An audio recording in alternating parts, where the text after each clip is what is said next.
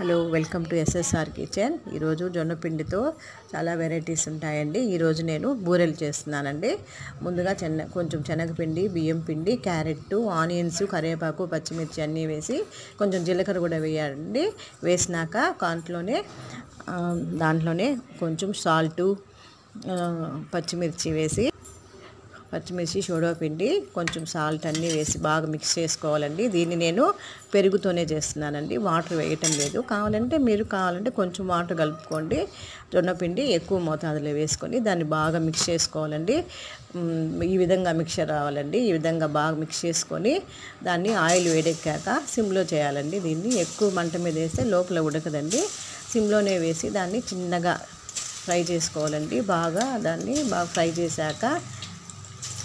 చేసుకోవాలండి. ఈ జొన్న పిండి చాలామంది తినరండి, వాడరు. ఈ విధంగా వంటల్లో కొంచెంగా వాడుకుంటూ ఉంటే హెల్తీకి మంచిదండి. టేస్ట్ పరంగా చూస్తే టేస్ట్ కూడా చాలా బాగుంటుందండి. మీరు ఒకసారి ట్రై చేసి చూడండి. జొన్న పిండికి బాగా ఫ్రై చేసుకోవాలండి. ఈ విధంగా గోధుమ బర్ణం వచ్చేటట్టుగా సిమ్లోనే చేసుకోవాలండి. సిమ్లోనే చేసి బాగా ఫ్రై చేయాలండి. ఈ విధంగా గరిటె పెట్టే వల్ల కొద్దిగా ఈ రంగు రావాలండి. ఈ రంగు వచ్చాక బాగా ఫ్రై అవుతుందండి. బాగా ఫ్రై అయి తీసాక ప్లేట్లో దీనికి కొబ్బరి పచ్చడి కాంబినేషన్ బాగుంటుందండి. మీరు ట్రై చేయండి, లైక్ చేయండి, షేర్ చేయండి.